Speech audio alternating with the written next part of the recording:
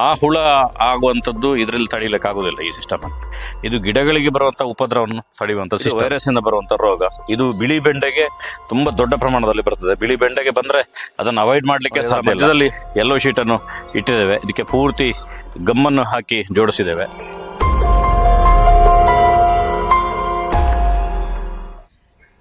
ಸಂಪೂರ್ಣ ಸಹಜ ಕೃಷಿ ಯೂಟ್ಯೂಬ್ ಚಾನಲ್ನ ಎಲ್ಲ ವೀಕ್ಷಕರಿಗೂ ನಮಸ್ಕಾರ. ನಾನು ಶಿವಪ್ರಸಾದ್ ಮಲೆಬೆಟ್ಟು. ಇವತ್ತು ನಮ್ಮ ಮನೆಯ ಕೈತೋಟದಿಂದ ನಿಮ್ಮ ಹತ್ರ ಒಂದು ಸಂಗತಿಯನ್ನು ಹಂಚಿಕೊಳ್ಳೋದಕ್ಕೋಸ್ಕರ ಬಂದಿದ್ದೇನೆ.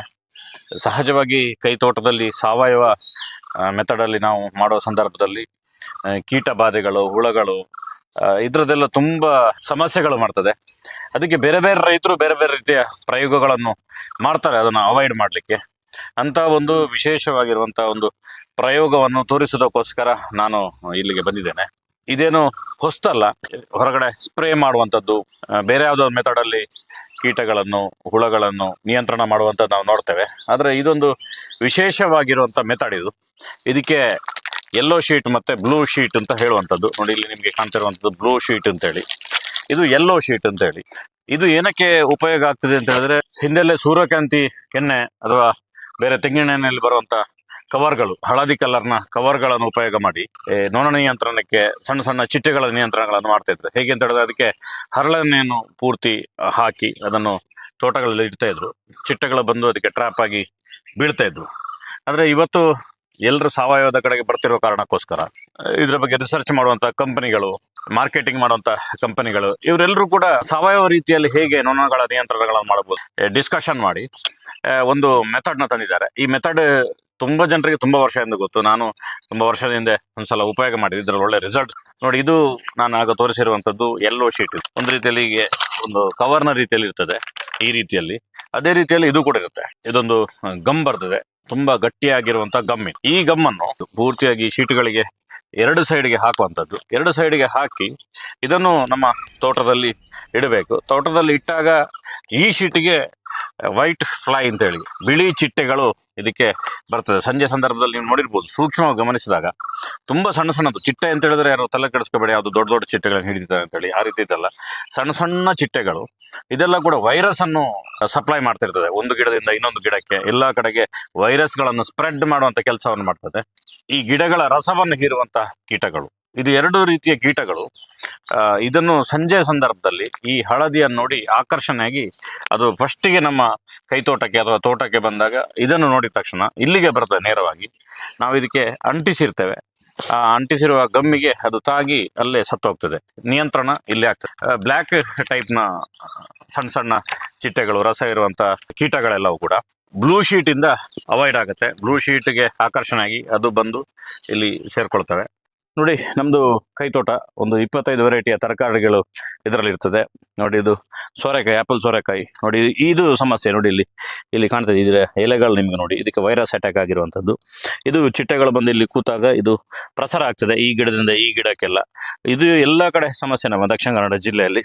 ನೋಡಿ, ಈ ರೀತಿ ಬೇರೆ ಬೇರೆ ಸಣ್ಣ ಪುಟ್ಟ ವೈರಸ್ಗೆ ಸಂಬಂಧಿಸಿದಂಥ ರೋಗಗಳೆಲ್ಲವೂ ಕೂಡ ಇದರಲ್ಲಿ ಇರ್ತದೆ. ನೋಡಿ, ಇದರಲ್ಲಿ ಬಂದು ಸಣ್ಣ ಸಣ್ಣ ಗಿಡಗಳಲ್ಲಿ ಬಂದು ರಸ ಹೀರಲಿಕ್ಕೆ ಪ್ರಾರಂಭ ಮಾಡ್ತದೆ.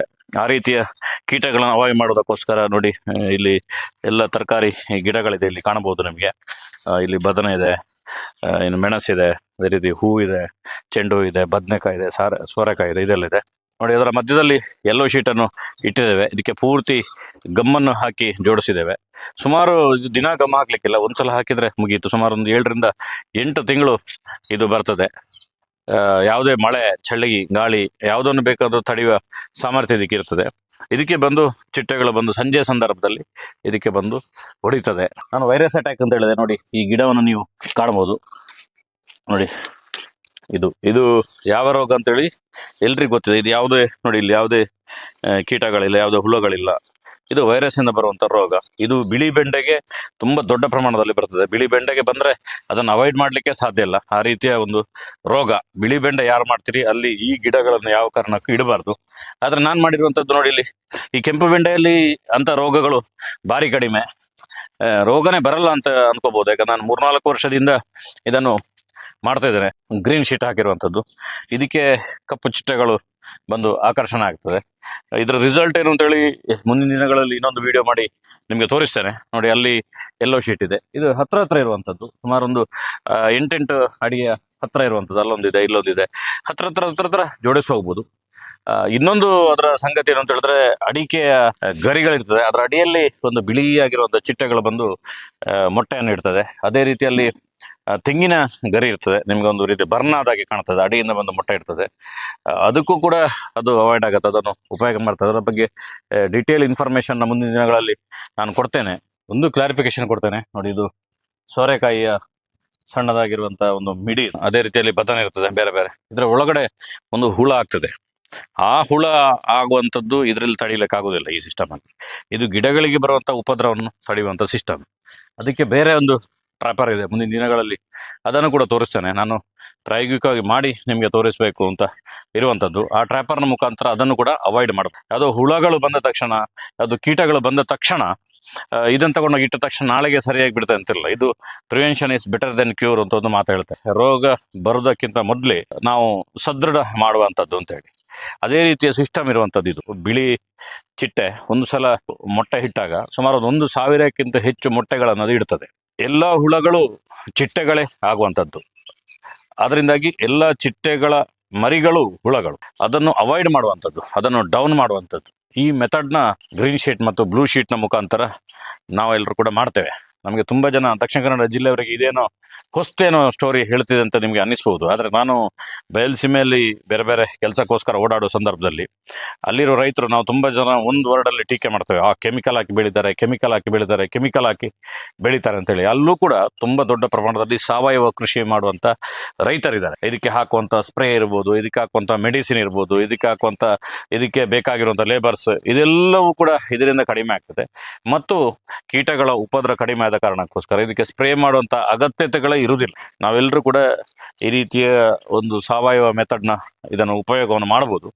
ಬೇಕಾದರೆ ಕಾಂಟ್ಯಾಕ್ಟ್ ಮಾಡ್ಬೋದು, ನಮ್ಮ ಹತ್ರ ಬೇಕಾದರೂ ಸಿಗ್ತದೆ. ಅಥವಾ ನಿಮ್ಮ ಊರಿನ ಗೊಬ್ಬರದ ಅಂಗಡಿಗಳಲ್ಲಿ ಇದರ ಬಗ್ಗೆ ಈ ವಿಡಿಯೋ ತೋರಿಸಿ ಕೇಳಿ, ಇಂಥದ್ದೊಂದು ಇದೆಯಾ, ತರಿಸಿಕೊಡ್ಲಿಕ್ಕೆ ಆಗ್ತದೆ ಅಂತ ಕೇಳಿ ಅವರು ತರಿಸಿಕೊಡ್ಬೋದು. ಅದರಲ್ಲಿ ಇನ್ಫಾರ್ಮೇಷನ್ಗಳಿರ್ತದೆ, ಎಲ್ಲವನ್ನು ಹೇಳೋಕ್ಕಾಗಲ್ಲ. ತುಂಬ ಜನರಿಗೆ ಈ ವಿಡಿಯೋ ನೋಡಿದ ತಕ್ಷಣ ಚಿಟ್ಟೆಗಳನ್ನೆಲ್ಲ ಸಾಯಿಸಿ ಬಿಡ್ತಾರೆ ಅನ್ನೋಂಥ ಒಂದು ಭಾವನೆ ಬರ್ಬೋದು. ಆದರೆ ನೀವು ಯಾರು ಈ ರೀತಿ ಹೇಳೋರು ಯಾರಿದ್ದೀರಿ, ತಿನ್ನುವಂಥ ಆಹಾರ, ಅದಕ್ಕೆ ಹಾಕುವಂಥ ಕೆಮಿಕಲ್ಸ್, ಅಲ್ಲಿ ಸಾವಿರಾರು ಚಿಟ್ಟೆ ಸಂತಾನವನ್ನೇ ಮುಗಿಸಿರ್ತಾರೆ. ಆದರೆ ಇದು ಈ ಗಿಡಗಳಿಗೆ ಉಪದ್ರ ಮಾಡುವಂಥ ಚಿಟ್ಟೆಗಳನ್ನು ಮಾತ್ರ ಅವಾಯ್ಡ್ ಮಾಡಲಿಕ್ಕೆ ಮಾಡ್ತಾ ಇರುವಂಥ ಒಂದು ಮೆಥಡ್. ನೋಡ, ಇನ್ನೊಂದು ತಿಂಗಳಾದಮೇಲೆ ನಾನು ಅದರ ರಿಸಲ್ಟ್ ಏನು ಅಂತ ತೋರಿಸ್ತೇನೆ. ಆದರೆ ರಿಸಲ್ಟ್ಗೆ ನೀವು ಕಾಯಬೇಕಾಗಿಲ್ಲ, ಯಾಕಂದರೆ ಇದನ್ನು ಹಿಂದೆ ಮಾಡಿದ್ದೇನೆ ಮತ್ತು ಇದನ್ನು ಸಕ್ಸಸ್ಫುಲ್ಲಾಗಿ ದೊಡ್ಡ ಪ್ರಮಾಣದಲ್ಲಿ ರೈತರು ಮಾಡ್ತಾರೆ. ನಾವೆಲ್ಲ 4 ಬುಡ 10 ಬುಡ ಮಾಡೋದಾದರೆ ಸಾವಿರಾರು ಗಿಡಗಳನ್ನು ಹಾಕಿ ತರಕಾರಿ ಮಾಡುವಂಥ, ದಿನಕ್ಕೆ ಲೋಡ್ ತರಕಾರಿಯನ್ನು ಮಾರ್ಕೆಟಿಗೆ ಕೊಡುವಂಥ ರೈತರು ಕೂಡ ಈ ಮೆಥಡನ್ನು ಉಪಯೋಗ ಮಾಡಿ ಫಾಲೋ ಮಾಡಿ ಕ್ಲಿಕ್ ಆಗಿದ್ದಾರೆ. ಸಂಪೂರ್ಣ ಸಹಜ ಕೃಷಿಯಲ್ಲಿ ಇಂಥ ಹಲವು ಮಾಹಿತಿಗಳು ಬರ್ತದೆ. ನಿಮಗೆ ಕೈತೋಟ ಮಾಡಲಿಕ್ಕೆ ಇಂಟ್ರೆಸ್ಟ್ ಇದೆ ಅಂತ ಹೇಳಿದ್ರೆ ನೀವು ನಮಗೆ ಕಾಂಟ್ಯಾಕ್ಟ್ ಮಾಡಿ. ಬೀಜಗಳು ಮತ್ತು ಗಿಡಗಳು ನಮ್ಮ ಹತ್ರ ಸಿಗ್ತದೆ. ನಮ್ಮ ಚಾನಲ್ಗೆ ಎಷ್ಟೋ ಜನರು ನೋಡ್ತಿದ್ರಿ ತುಂಬ ಟೈಮಿಂದ, ಸಬ್ಸ್ಕ್ರೈಬ್ ಆಗಿಲ್ಲ, ಅಲ್ಲೊಂದು ಬ್ಲ್ಯಾಕ್ ಇದ್ದೊಂದು ನಿಮ್ಗೆ ಕಾಣ್ತದೆ ಸಬ್ಸ್ಕ್ರೈಬ್ ಅಂತೇಳಿ, ಅದಕ್ಕೊಂದು ಟಚ್ ಮಾಡಿ ನಮಗೆ ಇನ್ನೇನು ವೀಡಿಯೋ ಮಾಡಲಿಕ್ಕೆ ಪ್ರೋತ್ಸಾಹ ವೀಕ್ಷಿಸಿದ್ದಕ್ಕಾಗಿ ಎಲ್ರಿಗೂ ಕೂಡ ಧನ್ಯವಾದ.